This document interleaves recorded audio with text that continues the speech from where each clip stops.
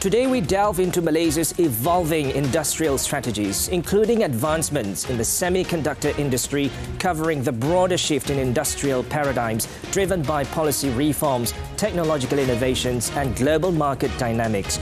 I'm Muhammad Hamdan and this is Money Matters.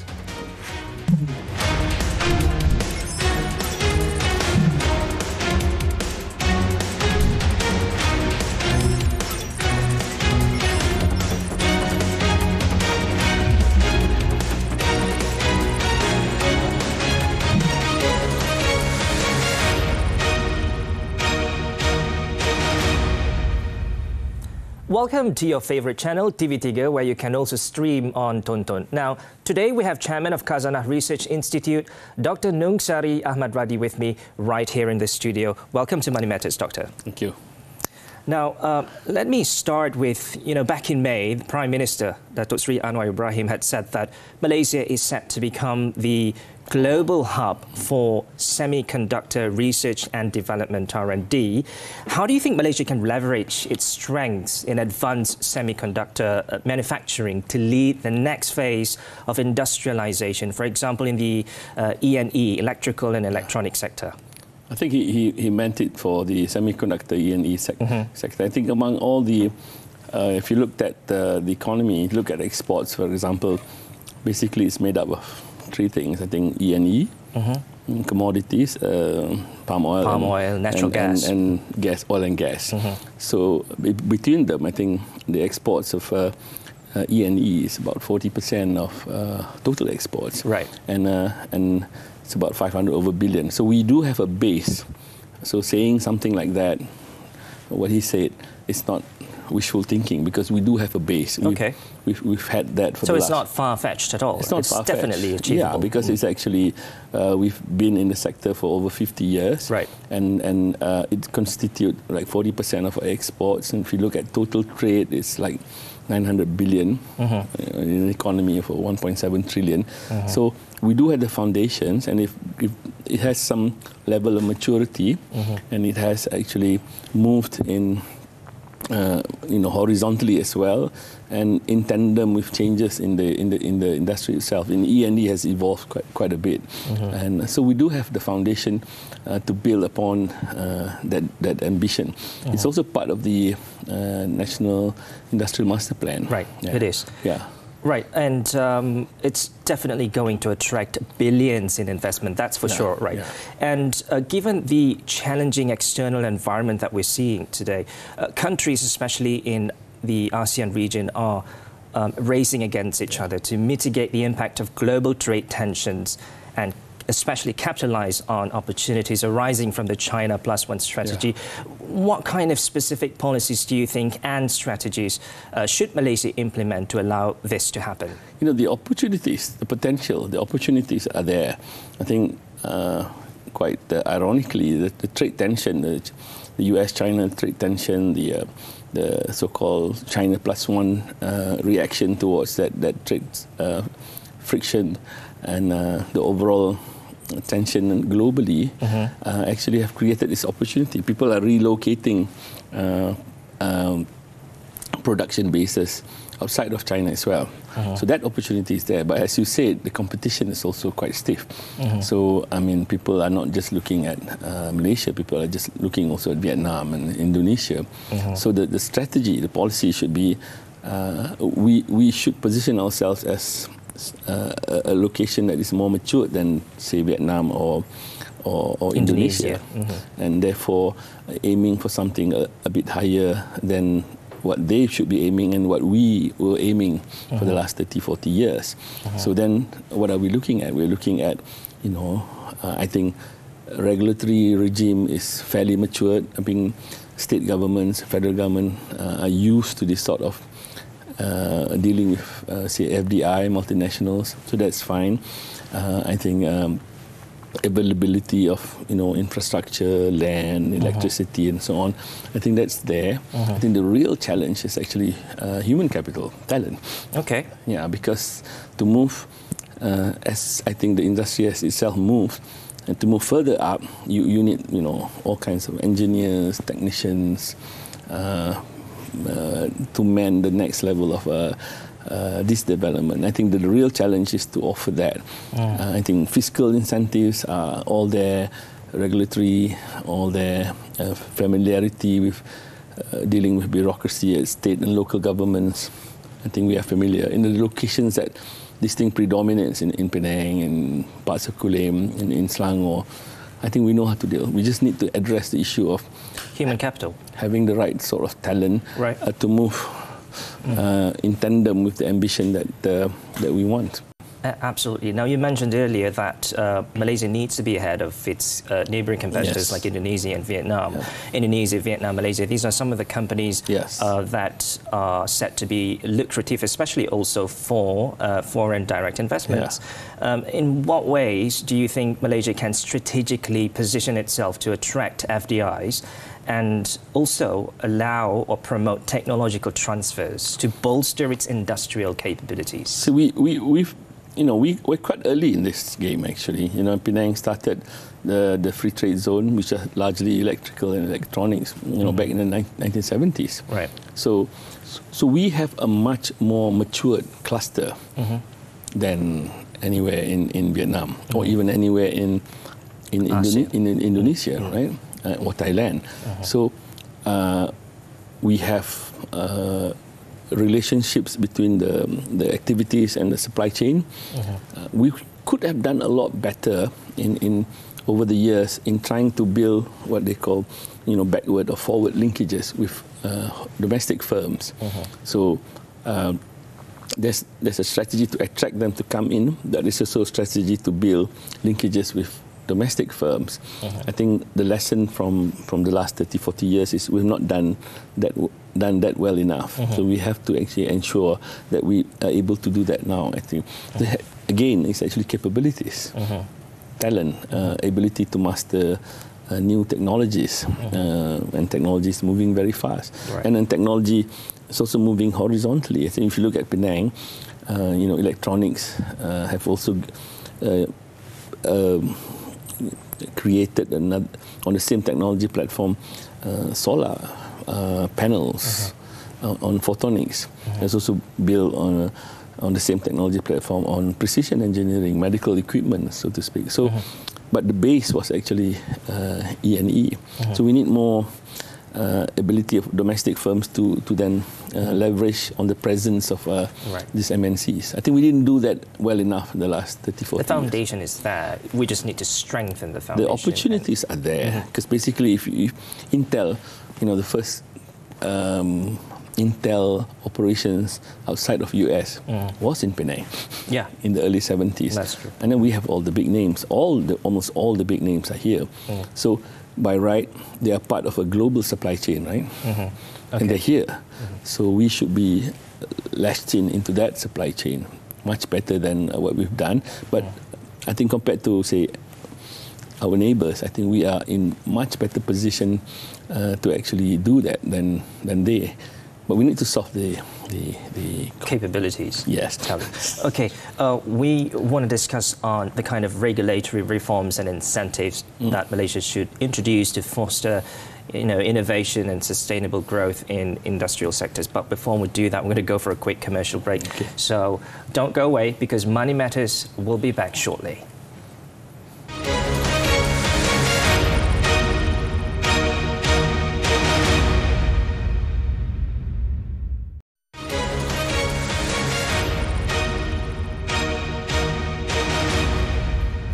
Thanks for staying with us. We're speaking with Chairman of Khazanah Research Institute, Dr. Nungsari Ahmad Radhi.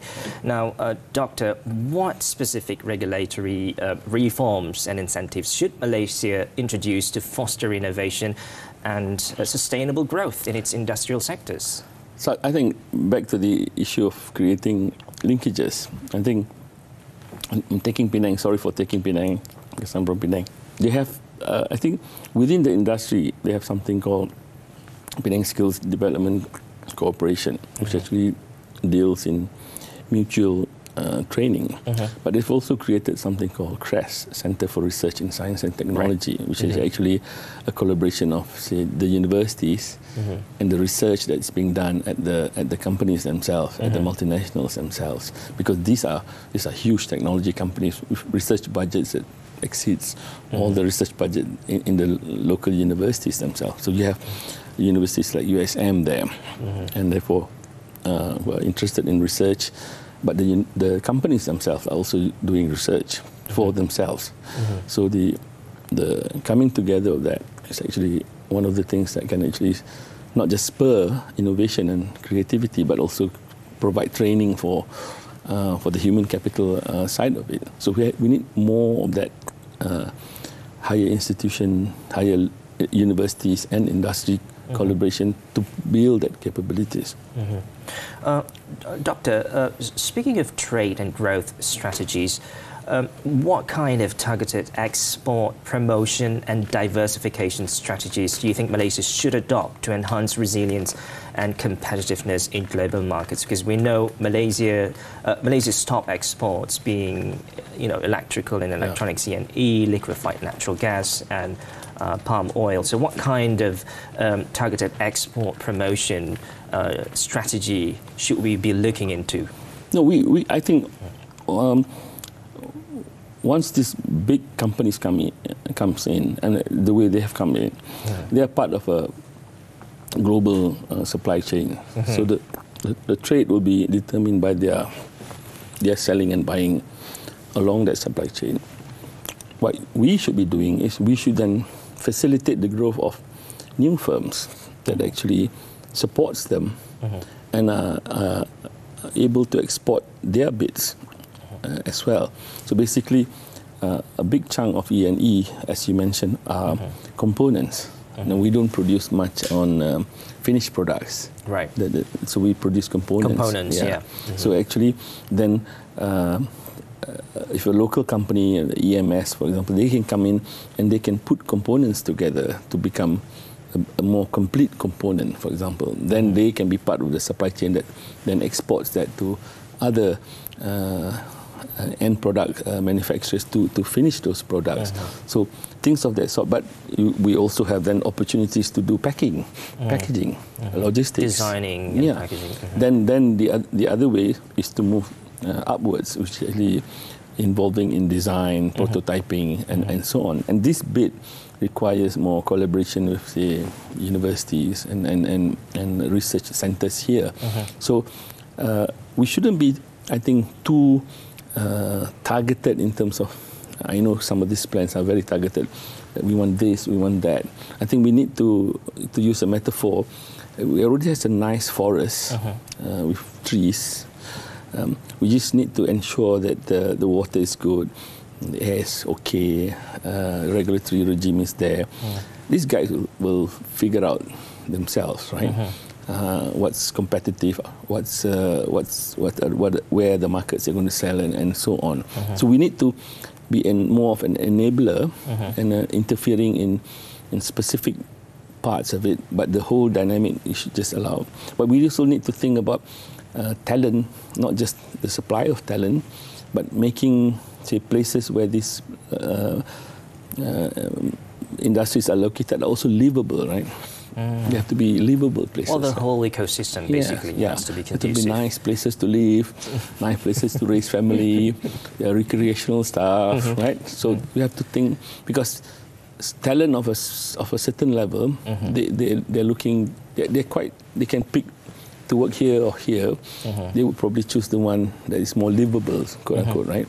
So we have to also take care of that part of it, and I think that's why Penang and Selangor and parts of Johor are doing okay, because they are connected and to it's close to Singapore. Penang, you can go to all over the world from there, but the place itself is livable. KL, Klang Valley itself is actually quite nice. So those are so you shouldn't be thinking of trying to attract FDI of this sort into rural areas and trying to create a sort of growth. You should build on agglomeration that's already there. Well, it sounds like there's ample opportunities in this segment, and it sounds very exciting for businesses. But how do we get like homegrown Malaysian businesses to embark on this journey and to be part of the whole ecosystem, the whole E&E segment? You know, there's probably people who worked with the first generation E&E, companies in the 70s. You know, assuming they were in their 20s, they're already older than me now, right? So we have a generation of Malaysians. Intel chose Malaysia back in 1974 for a reason, but no, they I think initially, because the Penang story was, I'll provide you land, I'll allow you to have access to reasonably trained labor, I have an airport there, it's connected to your supply chain. So initially that was the story, right? Right. But we've moved on from there. I think we could have moved on a lot faster to even up. You know, people no longer make hard drives, they make solid state stuff and so on. But now they're going into other things. They're going into EVs and photonics, solars, not just the electronic stuff. You know, they have integration with videos, games and stuff, things of that sort. Digital apps, all these things. So then we just need to, I mean, the dynamics within firms will happen. We need to just have, having access to a larger talent pool, having access to a greater R&D, sharing capabilities. We ourselves producing more capable people.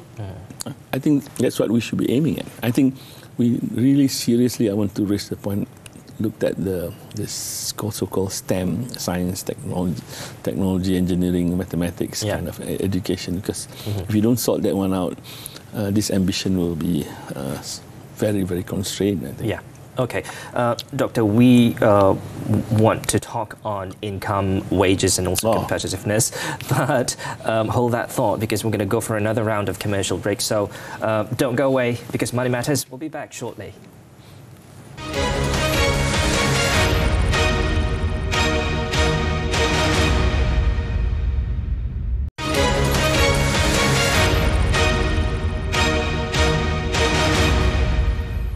Welcome back to Money Matters. We're speaking with Chairman of Khazanah Research Institute, Dr. Nungsari Ahmad Radhi. Now, Doctor, we've seen subsidy rationalisation move by the government to ensure fair distribution of wealth, but household income growth remains sluggish, I would say, over the years. How can Malaysia implement wage policies and productivity enhancing measures to maintain competitiveness while ensuring fair income distribution across industrial sectors? I think one of the reasons why wages have stagnated or not grown as fast as it should is because I think the economy has basically domesticated in the sense that we've been doing things to sell to each other in Malaysia. And that's why what we spoke earlier in terms of this export-oriented sector is actually very important because I think export-oriented sectors will be the ones that have potential to actually be based on demand that is not defined by the level of household income that we have. So that's a solution actually. So we need more, not just foreign multinationals to come in, but domestic firms that are able to sell outside, not just in, say, industrial products, in E&E, but also in any other things. So the solution to these low wages is actually to get out of the constraint of domestic demand. So one of the policy objectives stated by the government is actually to increase the footprint of Malaysian firms beyond Malaysia. So that calls for competitiveness, being productive, being capable, being innovative, being creative, and going back to what you said earlier in terms of harnessing the ASEAN economic community. I mean, not global, but selling stuff to Indonesian, to Thai, to Singapore. Don't forget about the rest of the world, or China, if you can get access to that, or Vietnam. So I think we are in a trap that when household income is low, then we create firms that sell to household income of that level. You can't expect that to grow, right? You have to sell to demand that is defined by income levels that are higher than what you have at home, using costs at home, right? And then we have to move away from this thinking of costs. The reasons, I think, why income have not grown up, I think you mentioned the subsidized. We have subsidized things so much to the point that we've brought costs down so low. If I'm a firm and I say, I should pay Muhammad, I think he's okay. He can get by because he's okay. But if costs, goes up, then wages actually will push to go up. But some businesses will be out of business because of that. So that's why we should aim for more businesses that becomes competitive in the export market. It doesn't have to be US or whatever, Europe. Just Thailand, within the ASEAN region, neighboring countries. Neighboring countries. So actually, that's the real solution. I mean, by policy, by statute, sure you have a adjust the minimum wage. It's a one-off thing, right? But that would make small firms adjust in a one-off kind of thing. Would be difficult for them. But I think you need a more dynamic way of actually adjusting upwards by doing better things and selling better prices. So that it doesn't just give knee-jerk reaction like what you knee-jerk effect. You can do like we can't do. Then firms will get really upset. Let's talk about infrastructure projects and public-private partnerships, which are critical to supporting Malaysia's industrial expansion and also enhancing logistical efficiency. What kind of projects do you think that public-private partnerships should be? We should have out there to ensure that to ensure Malaysia's industrial expansion, basically. I think we need to sort out. I think we've sorted out some of the in Peninsula, for example. The main trunk of highways and train double tracking, ETS. I think that's more or less sorted out. So, but utilization has been very low. Really? Is that the train because the painful subsidy rationalization is not just meant. It's really not just meant for improving government finances. It's actually to alter the way people behave, which is to orientate them towards say public transportation, right? Then in a way that saves time, that saves resources, and resources that we spend for private transportation can be diverted or allocated to other users. So, but back to your question on public-private thing, I think that the view forward should be back to this investment thing.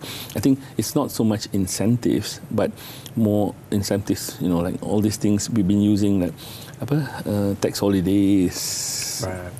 I think we should move away from that. We should just go and say, you put skin in the game. We can consider, accelerated depreciation, double deduction on your capex, whatever capital expenditure that we put in. So it should be slightly more quid pro quo, right? You put stuff, I give you stuff. You put stuff, I give you stuff. As opposed to say what we used to do, 5-year pioneer status. You don't have to pay income tax. So now we have to get our pricing of utilities. I think we're doing that now. Price of electricity is where it should be. So people don't come here and invest just because we have cheap electricity. And then price of wages should be properly defined so that they come on the right measure of wages. Then we probably price ourselves out of certain type of activities. But that's okay as long as we have to move up and we're able to move up. I think we should be fine. Doctor, we're almost at the end of the program, but before we wrap up, I just have to ask you this question because I think it has a significant impact on economies across the globe.